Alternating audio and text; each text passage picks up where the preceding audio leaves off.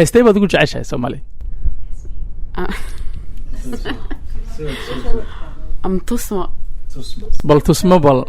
bal ku yara hees may ma dhacayso why sabab just hadda dhigayso waan garanaya heeska laakiin kaligeed ma heesan karo heesaha xasan samatarna maxaa ka jeceshay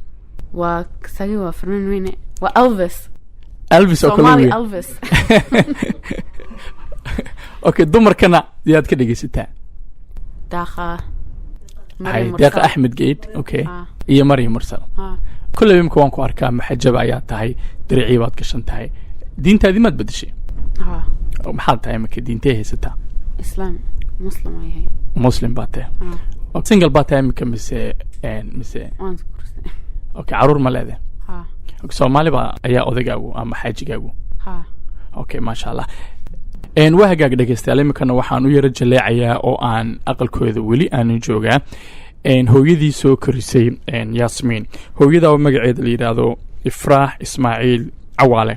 oo aan dhowr su'aalood aan ka weydiin doono een Ifraax ku soo dhawo marka koobaad adiguna radio har wanaag wad mahadsantahay naadir een Ifraax sida aan arko Yasmin waa inan Kanadiyaan oo cadaana sidee baad u soo korisay barorta nooga waran bismillaahir rahmaanir rahiim Yasmin waa gabadhaydii toddobaad waliba dadku waxay weeyaan tobaneeya dumarka Soomaalida tobaneeya igu bixiyeen marka dawladda ay siisay Yasmin markii ugu horeysay carruurtay soo raacday iskuul kasta ay inii sheegtay markii dambana waxaa la ogaaday inay gurigayga joogto marka qoladii children-aid ka timiday oo raadisay carruurta lama jecla waxa la yidhi lukaaba wax lagu iibsan karaa droog way yarayd qiyaastii 12 jir bay ahayd marka waxaan waa dawladii baa noo timiday markaas waxay yiraahdeen yartan yar waa la raadinayaa waxaan yartan anugu telefoonkeedina waa beed waan weydiiyay waan garaacay gurigii odayga wuu ku qeylay wuu dhiga marka imika xalay ilaa maanta gurigeyga joogtaa marka waxay yiraahdeen bas ilmaha waan qaadaynaa sidaan foster child u geeyno waa ilmo yar waxaan aan ilaalino marka sidii bay ku qaadeen markii la geeyay foster child kii bay teed ooyday way seexan weyday wax bay cuni weyday marka waxay yiraahdeen ilmahani waxa weeyaan waa ina maxad rabtaa baa leeyahay waxay tiri waxaan doonayaa carruurtii hablihii saddexdeedii hablood marka sidii bay hablahaaga weeyaan hay sidii bay qoladii carruurta igu timiday laba saddex naagood ee nin markaas waxa la yiri arinta baa jirta tiyada gurigiina ka qaadnay sidii cunto ma naseexato gurigii bay doonaysaa ya carruurtii marka waxaan carruur badan baan haystaa sabtidii xadii haday noo timaadeen tikal marka waxay yiraahdeen maya way doonaysaa waxaan okay haye ii keena sidii bay Yasmin igu timiday on ku qaaday oo qolada carruurtuna igu siiyeen sharci aan wadankana kala bixi karo waraaqo aan hooyo kala wahay on meesha doona la tagi karo okay carruurteedo kale waxaag hooyadeed iyo aabaheed runta u dhalay kula soo xiriireen kadib may ilama saxano qolada carruurta ma isla xiriirnay qolada aan baa iyo aniga baa isla xiriireynay ilaa ay gaadhaysay 20 jir iyaga aan baan isla xiriirnay hooyana markin aabana markin ilaa imika ilaa hadda ahaa joogto waxaag ka waran hab dhaqankeeda ayada kulleeba dabcan waa inantaadii oo kale waxa weeyaan iyadoo yar bay timiday marka dhaqankiisa ila dhaqmayeen carruurta kale bay ila dhaqantay sidii hooyo kale bay ila dhaqantay xaafada waxay ka tahay qof guriga carruurtayda ay ka mid tahay sida hablaha ila dhaqmaan bay ila dhaqantay waxaag marka aad baxdid dabcan meelaha badana aad tagtid aad tiraadid waa inantaydii ka waran dadka gaalada ee Kanadiyaanku maxay kugu jawaabaan way weydiiyaan dabcan waxay ku oranayaan sidee u noqotay sidee u gashay adigu sidee bay adigu amadowdahay iyadu waa cadahay sidee inanteedan oo yar mar lagu weydiiyay iyadoo 8 bay jirtay markaa malaha ay tiri iyadoo yar bay hooyaday jaafeelka ka dhacday iyadoo mashiinka dharku maraysa marka saasay u cadaatay waa walaashii iyada lag baa weydiisay ka tiri inuu waad madmadowdihiin iyadu waa cadahay hadanka gaalada u eegtaa mar walba waa sisterkaygi marka how come sisterkaaga walaal kugu noqotay markaas tiri hooyaday iyadoo baby bay hooyaday mashiinka waa sharka dharku mareysay marka dharkay ku gurtay mashiinkiina jaafex ku shubto way ku dhacday taas waa iyadu u cadaatay ka dhakhtarkiina uu wada cadeeyay hay marka maxay yiraahdeen gaaladu marka meel rumaystaan mise yar baa tiyar ku tiri gaaladuna way ku weydiinayaan ay qornayaan sidee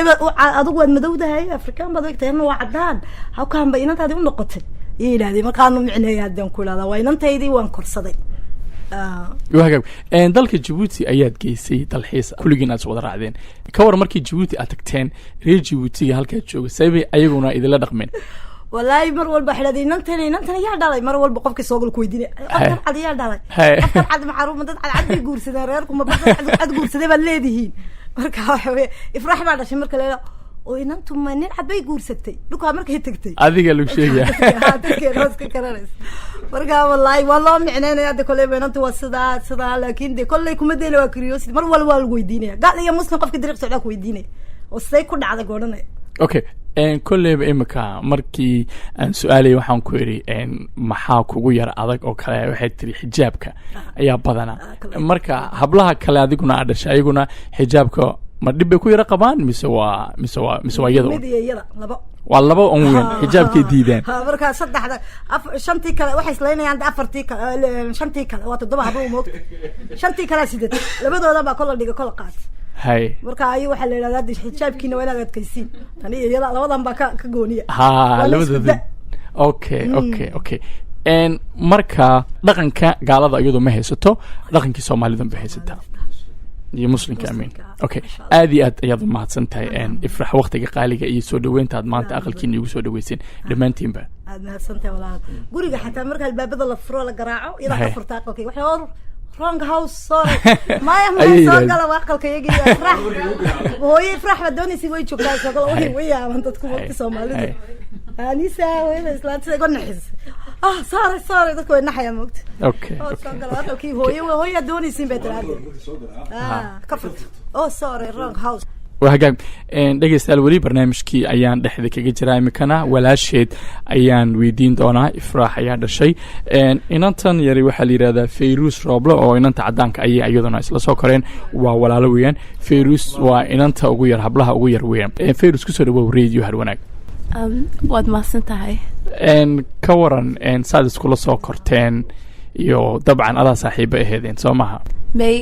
anu waan ka yaraa haye so Yasmin waxa weeyaan like walaashay weyn ever since in a like yara wayla joogtay so she's like walaashay like okay aad u jeceshahay okay ka war iskuulka markaad meel isku raacdiin oo kale wali weydiya waayo tani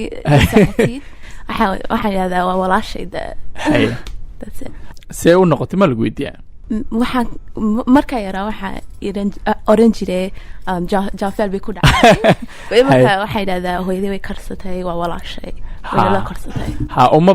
badanaa dad qoys Soomaali ah oo soo korsaday inaan cadaana waa familkii ugu horeeyay ayaan intaan taariikhda ku ognahay marka dabcan kulleyba dadka Soomaaliyeed aad iyo aad baad ugu faraxsantahay Sooma wixii kuugu darnaa oo intii aad magaalada isku raacdeen oo ku qabsaday ma xasuusataa maybe wala yaaba all the time marka nala arko wala yaaba okay walaasha sida tahay like sida cadaan tahay so waxa hablaha yar yar ee da'daada badan af Soomaali kuma hadlaan